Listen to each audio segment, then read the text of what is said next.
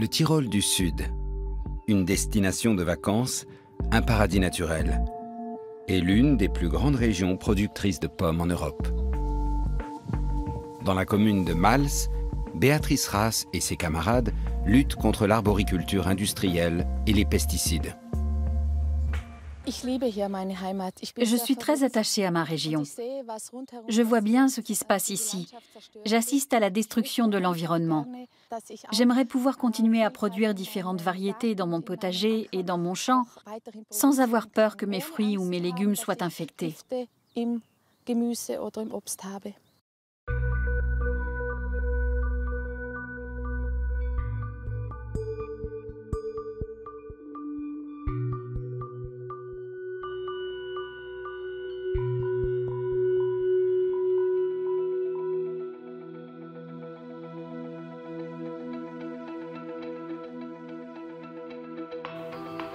Béatrice Raas, 47 ans, a grandi à Mals.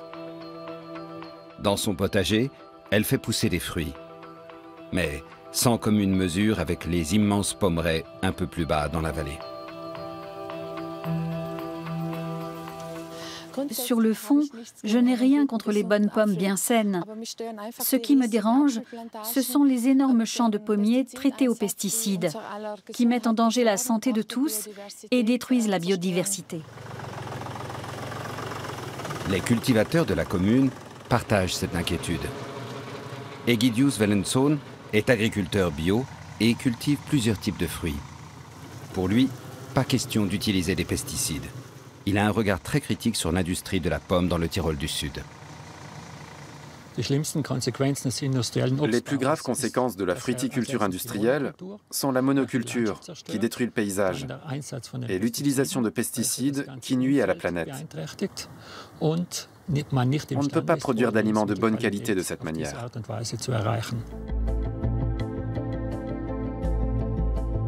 La fruiticulture a une longue tradition dans le Tyrol du Sud et pèse lourd dans son économie. Dans cette région, des milliers de familles en vivent. Par exemple, la famille d'Arnold Schuller, un cultivateur qui gère 12 hectares de terrain. Pour que ces pommiers rapportent de l'argent plus rapidement, ils ont été attachés à des piliers de béton. Oui, ces arbres ont été plantés cette année. Là, nous maîtrisons leur croissance. C'est important de contrôler leur pousse pour qu'ils donnent plus de fruits et pour qu'ils grandissent plus vite. Plus les branches partent à la verticale, plus elles s'allongent et moins elles donnent de fruits. Il faut donc les maintenir dans la bonne position. Aujourd'hui, Arnold Schuller ne pulvérise pas de pesticides, mais il en utilise régulièrement. Il n'arrive pas à comprendre pourquoi le sujet suscite autant d'agitation dans la commune. On n'en est plus aux produits chimiques qu'on pulvérisait sans discernement au moindre problème, et c'est tant mieux. Aujourd'hui, on a une vision d'ensemble. On fait attention aux plantes utiles. On a réduit le volume de pesticides et on n'utilise que des produits bien ciblés. Selon lui, de nombreux produits phytosanitaires sont sans risque. Il en veut pour preuve une colonie d'abeilles qui survit sans aucun problème près de son champ.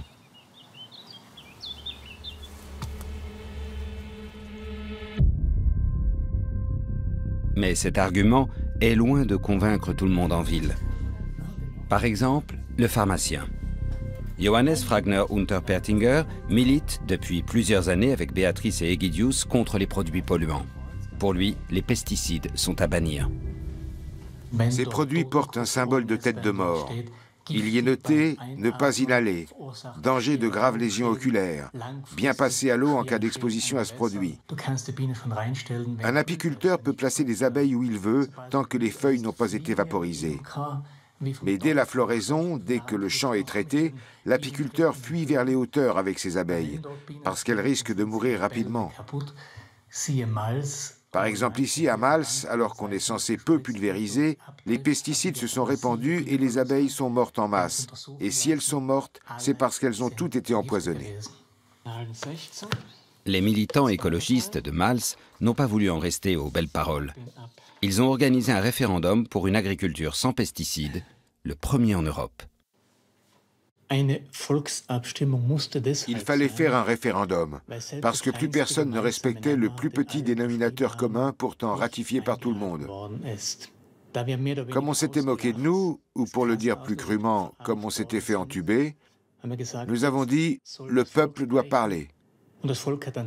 Sa réponse a été claire. À 76%, les votants nous ont dit qu'ils nous soutenaient et qu'ils adhéraient à notre cause. Le résultat de ce référendum local a donné le coup d'envoi d'une lutte à l'échelle de la région. Certains trouvent que cela ne va pas assez vite. D'autres veulent que les choses restent telles quelles.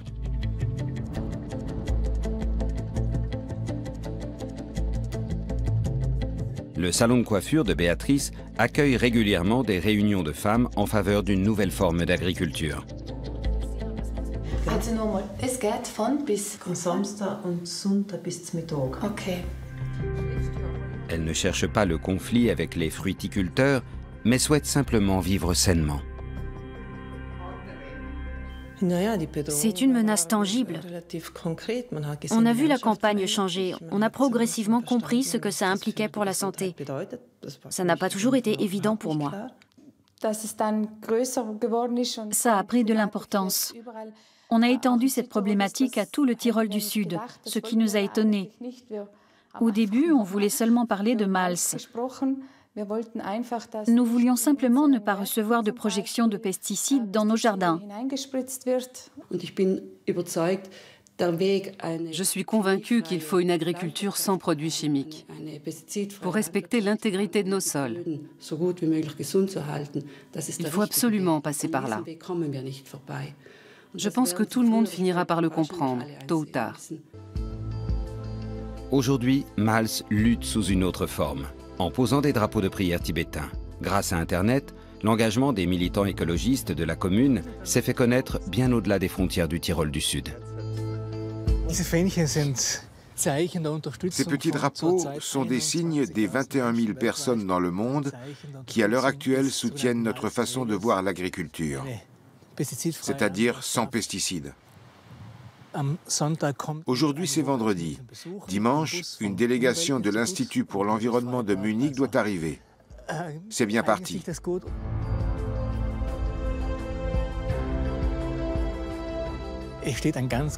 Une large partie de la population mondiale soutient cette idée. Toutes les bonnes volontés sont les bienvenues. Et je dois dire que ça fait du bien d'avoir reçu le soutien de 21 000 personnes en 3 semaines. Des gens qui partagent nos idées. Ça donne une énergie extraordinaire pour les prochaines années.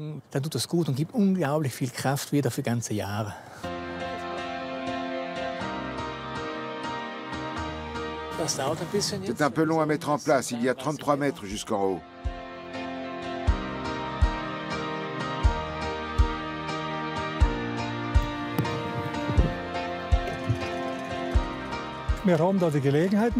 Nous avons la possibilité de choisir une autre voie, c'est-à-dire sans pesticides qui infestent le sol. Si on peut cultiver sans produits chimiques, autant le faire.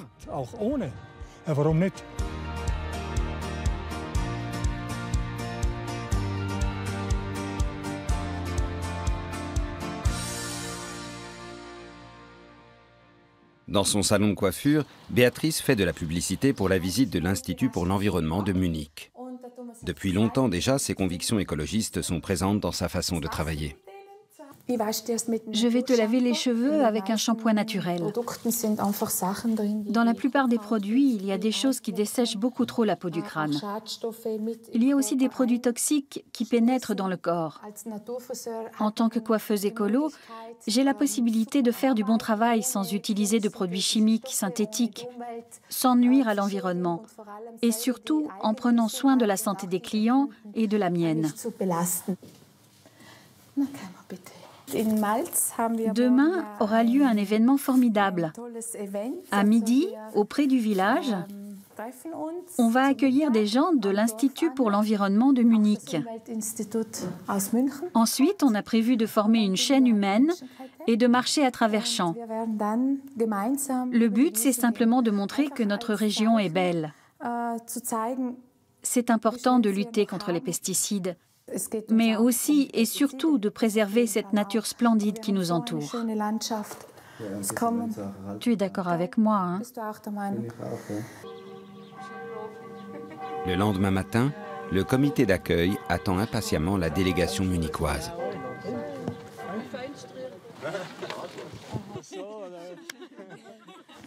Merci d'être venu.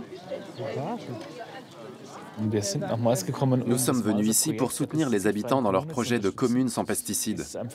Le référendum qu'ils ont organisé a créé un précédent. Maintenant, ils ont besoin de soutien venant de l'extérieur.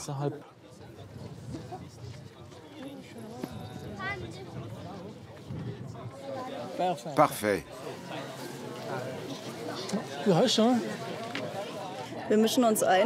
Nous avons fait le déplacement parce que nous trouvons que cette commune montre l'exemple, à l'échelle européenne, voire mondiale, pour l'abandon des pesticides.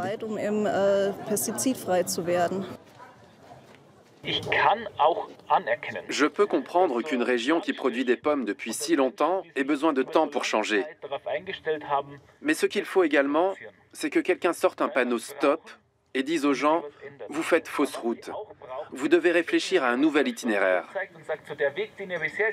C'est exactement ce que vous, les militants de Mals, vous avez fait ici. Je vous en remercie infiniment.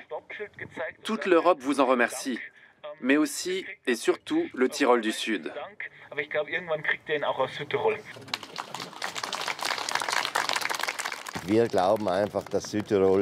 Nous pensons que le Tyrol du Sud a de très bonnes dispositions pour la fruiticulture, la production animale, ainsi que d'autres formes d'agriculture en étant écologique. Cette agriculture peut être un exemple pour toute l'Europe. Les prédispositions sont là, les structures aussi. Le seul obstacle, c'est que certains rétrogrades n'arrivent pas encore à comprendre. Mais je pense qu'ils finiront par être persuadés, tôt ou tard. Je vois cela comme un début. J'ai déjà entendu dire par de nombreuses personnes que certains gros cultivateurs sont aussi passés au bio et que ça marche bien. Et vous, en tant que touriste, c'est quelque chose qui vous attire? Oui, bien sûr. Nous cherchons toujours des lieux comme ça, qui conviennent à nos petits-enfants.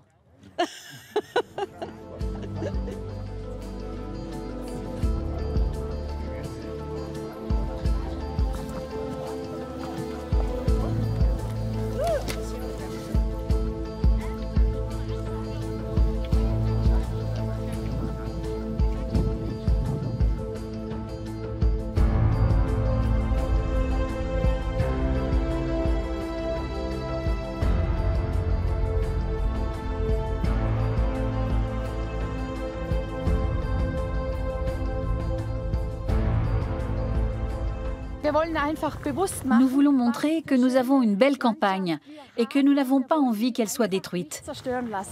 Nous ne voulons pas de pesticides, mais surtout, nous voulons préserver cette magnifique nature. Je viens d'une région où c'est déjà trop tard. Nous nous battons pour changer encore ce qui peut être changé, c'est-à-dire mettre fin aux pesticides. Il suffit de voir la beauté de la nature ici à Mals, puis de regarder plus bas dans le Val Venosta, où les piliers de béton s'accumulent. La nature a beaucoup souffert. Tout à l'heure, j'expliquais à quelqu'un que là-bas, quand j'étais petit, tout était comme ici. Aujourd'hui, il y a du béton et de la monoculture. Et le pire, ce sont les pesticides, les pulvérisations en quantité sur les pommes.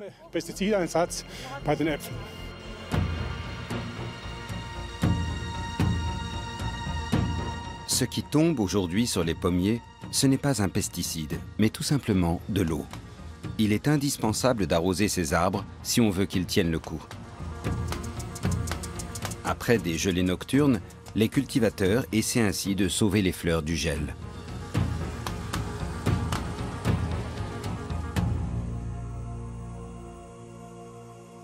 Vus du ciel, les pommiers couvrent toute la vallée.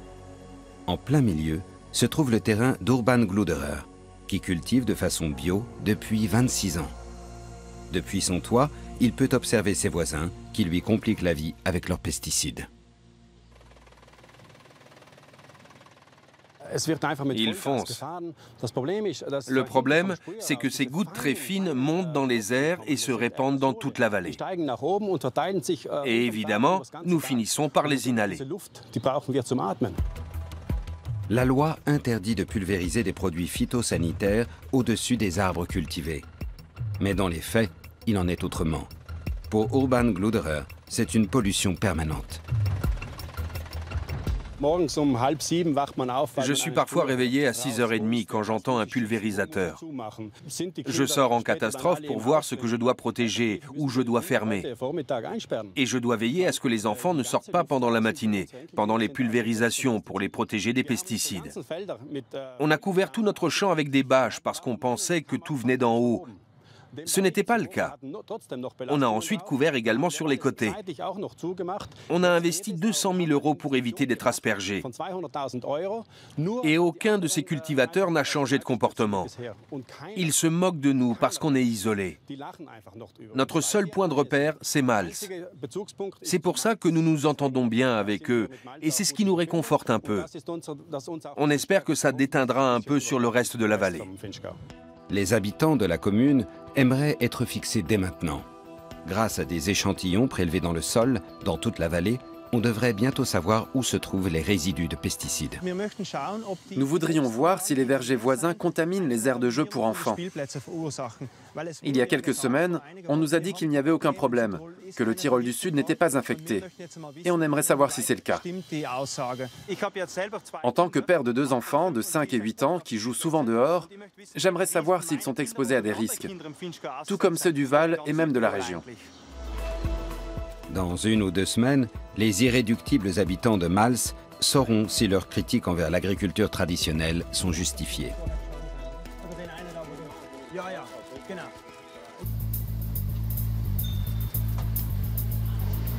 Le lendemain, nous rencontrons à nouveau Arnold Schuller. Il n'est pas seulement fruticulteur, mais aussi actuellement ministre de la Protection civile et de l'Agriculture.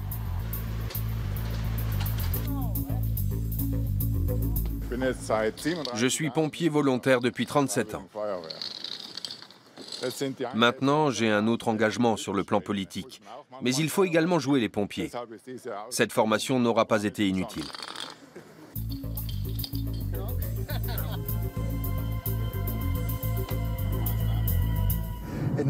Ça chauffe justement un peu à Mals. Qu'en pensez-vous? Effectivement, il ne s'agit pas d'un feu de paille qui va s'éteindre rapidement. Cela dit, les gens ont raison d'avoir des états d'âme. Il faut avoir une discussion. Le but ensuite, c'est d'arriver à s'entendre et à trouver des solutions. C'est ça le plus dur. Que doit-il se passer pour que les politiques disent « on arrête les pesticides » ? Ce serait évidemment l'idéal pour nous, les agriculteurs, si on pouvait se passer complètement des produits phytosanitaires. Ce n'est pas pour demain, parce que ce sont des produits indispensables, il faut le dire.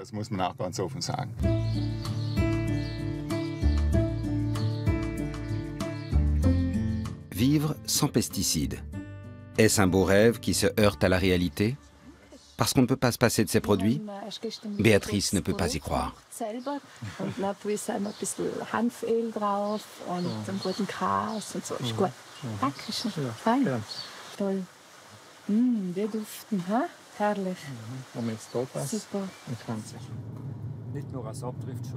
Egidius, l'agriculteur bio, emmène Béatrice sur ses pommerets. Au milieu des grands champs en espalier voisin, son terrain ressemble à une anomalie. Pourtant, Egidius vit également de la fruticulture. Il est conscient de la pression commerciale dont parlent les autres cultivateurs. Malgré cela, il n'utilise pas de pesticides. Sans engrais et produits phytosanitaires, il produit moins de pommes, mais trouve son compte grâce au prix plus élevé sur le marché bio.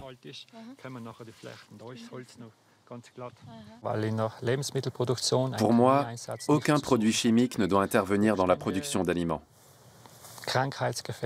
En tant qu'agriculteur, je ne peux pas risquer d'avoir des résidus ou des éléments contagieux. C'est hors de question. Juste à côté, le voisin produit de façon conventionnelle. Il accepte de nous parler.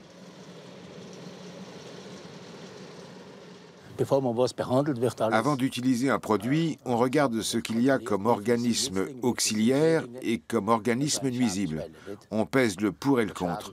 S'il y a trop de dégâts, il faut réduire le nombre de nuisibles. Comment? Avec des produits phytosanitaires. Quand on produit des aliments destinés à la consommation, il ne faut pas utiliser de produits chimiques.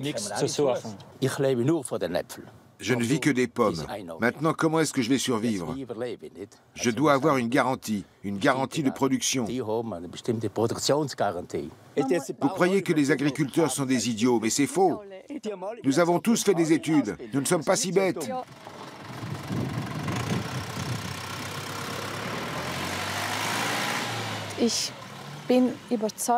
Je suis convaincue que la méthode de culture choisie par Ægidius est la meilleure de toutes.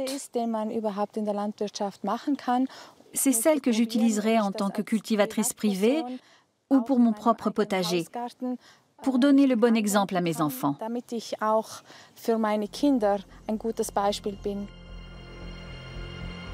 La récolte de pommes a enrichi beaucoup de Tyroliens du Sud. Ce secteur génère un chiffre d'affaires d'environ 300 millions d'euros. On fournit ce que le marché exige. À elle seule, cette coopérative traite 70 000 tonnes de pommes par an et il y en a 5 autres dans le Val Venosta. Pour les responsables, l'idée d'interdire les pesticides est absurde.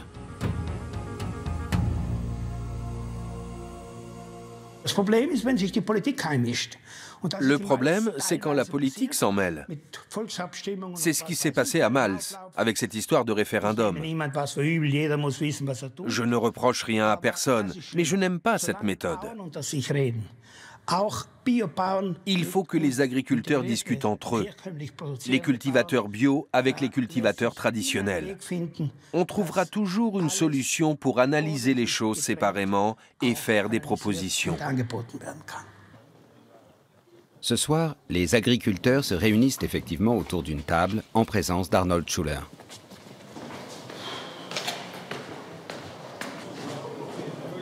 L'atmosphère est tendue.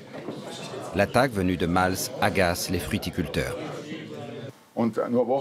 Parlons d'écologie, de développement durable.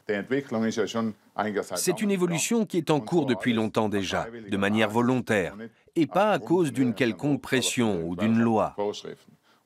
Si jamais Mals obligeait les agriculteurs à ne plus employer de pesticides, comment réagiriez-vous? Ça peut arriver, mais cette commune n'est pas seule au monde. Il y a d'autres acteurs qui ont leur mot à dire. Il faut trouver un consensus. Le secteur de la fruiticulture doit s'efforcer de réduire l'utilisation des produits phytosanitaires, de ne pulvériser qu'en cas de besoin absolu, pour participer à ce fameux développement durable dont tout le monde parle.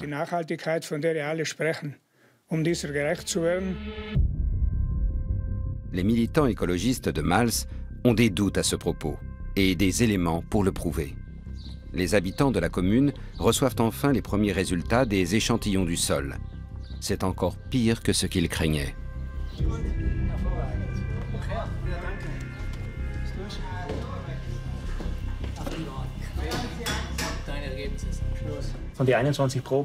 Sur les 21 échantillons, 18 ou 19 sont infectés. Cela veut dire que 90% des aires de jeu de la vallée sont infectées. Et cela à cause de produits utilisés dans l'agriculture, et pas de produits désherbants, par exemple. Ça fait plusieurs années que nous savons qu'il y a une énorme arrivée de cultivateurs, nous l'avons dit. Évidemment, nous ne pouvons pas empêcher cela. Nous pouvons simplement leur dire, s'il vous plaît, faites ça autrement. Faites ça d'une autre façon. Soyez bio, par exemple, pour que personne n'ait à en souffrir par la suite, ni vous, ni nous. Mais on nous a toujours répondu, je fais ce que je veux, après moi le déluge, personne ne me dicte ma conduite. Mais là, noir sur blanc, on voit où ça mène.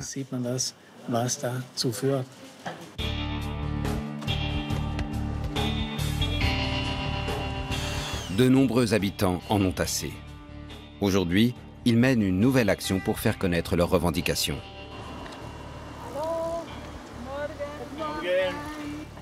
Qui veut un masque de protection? Est-ce que vous avez déjà eu le plaisir de traverser un nuage de pesticides? Oui, ça m'est déjà arrivé. À ce moment-là, j'ai retenu ma respiration pendant un petit moment, heureusement.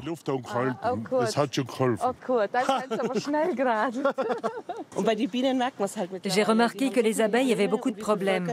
Il y en a beaucoup moins en hiver. Mais les acariens sont toujours là.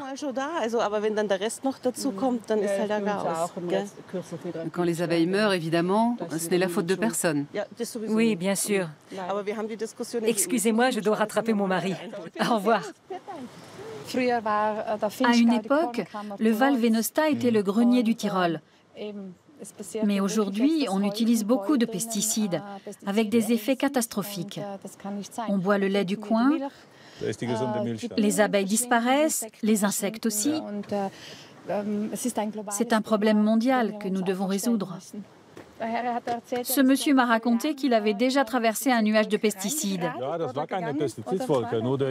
Ce n'est pas exactement ça. J'ai vu l'endroit d'où ça venait et je me suis dit, ce n'est pas possible. Qu'est-ce qu'on mange?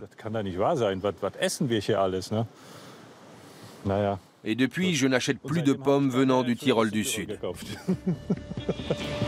Les irréductibles habitants de Mals commencent aujourd'hui une randonnée à vélo d'un genre bien particulier. Cela va évidemment encore énerver les gens, mais on espère enfin éveiller la conscience des touristes.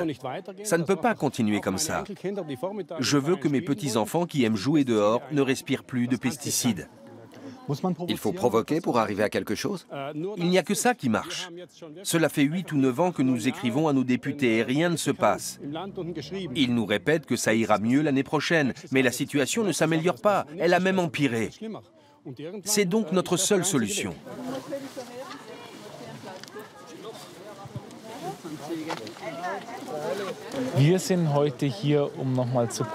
Nous sommes ici pour protester à nouveau contre la pulvérisation de pesticides dans les pommeraies. On va prendre la route qui part de Resia et qui longe la Gide. Sur le chemin, on traverse d'énormes pommeraies. C'est très frappant quand on est à vélo. À l'Institut de l'environnement de Munich, nous avons reçu beaucoup d'emails de gens, y compris des touristes allemands, qui nous parlent de ça. C'est une action symbolique. On dit aux gens qui nous voient, ici, il vaut mieux enfiler un masque. Je pense que c'est un message frappant pour ceux qui habitent ici.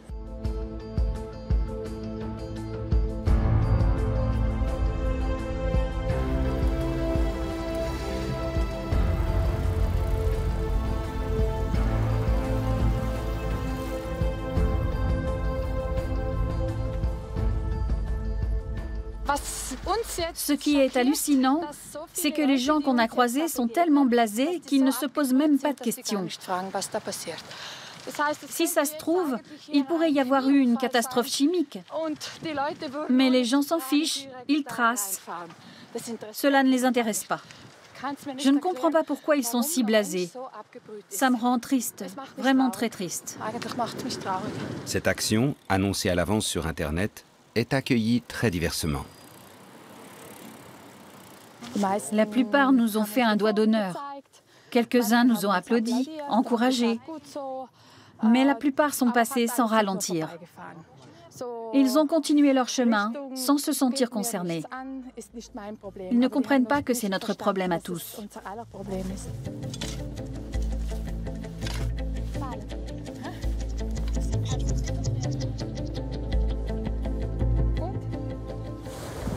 Qu'est-ce qui pourrait te faire renoncer? Oh, je ne sais pas. Quand je ne serai plus là, je ne pourrai plus rien faire. Mais non, je n'abandonnerai pas. J'ai des enfants. J'aime ma région. Je n'abandonnerai jamais.